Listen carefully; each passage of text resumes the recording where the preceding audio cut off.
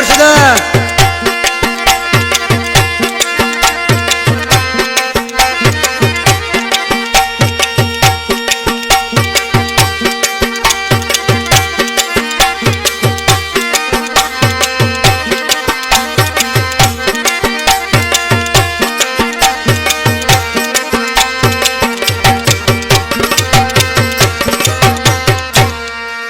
ईदू तो खां सिवा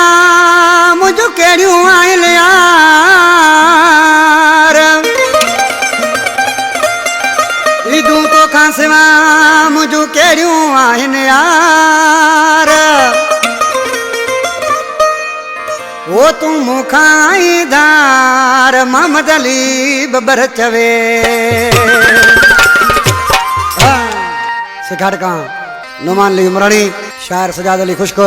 कलीमला शोरो मुदसर अली बबर मीरबर मिहल असांजे दोस्त मजीद जय जय फरमाइश ओ परे तो खपरी प्यारा केड़ियूं ईदूं असां जूं आहिनि परे तो खपरी प्यारा केड़ियूं ईदूं असां जूं आहिनि वे सकार पायो तो घुमा वे सकार पायो तो घुमा वे सकार पायो तो घुमा सब खाक खुशों आया करे तो खपरी प्यारा केड़ियूं ईदूं असां जूं आहिनि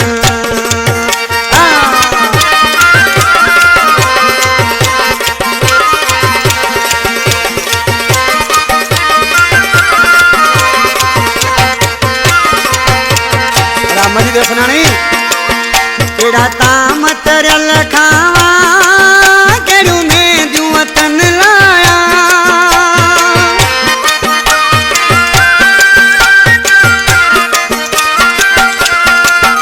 केड़ा ताम तरल खावा केड़ू में दियूं वतन लाया मुसा केड़े सबब जानी कयूं तो भी जुदायूं आहिनि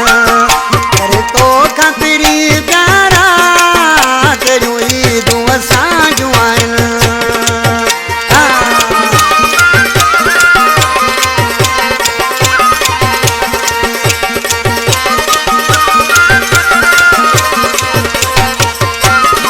जुमनपुर फत जानी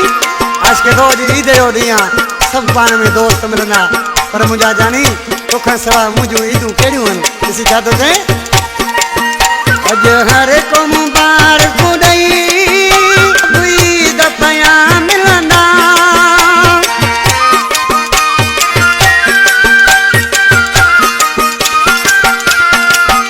अॼु हर को मुबारक ॾेई सभु ईद पिया मिलंदा लिखियूं मौला नसीबनि में ई सूर सकियूं आहिनि करे तो खपरी प्यारा केड़ियूं ईदूं असां जूं आहिनि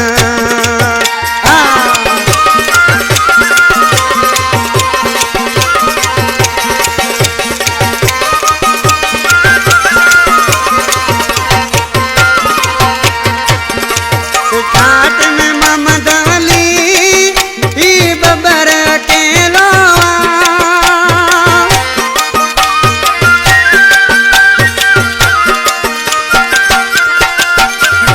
खाट में मोहम्मद अली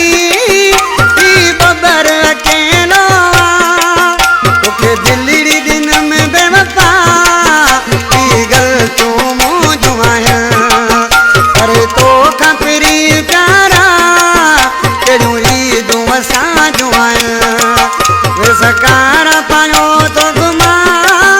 वे सकार पायो तो घुमा वे सकार पायो तो घुमा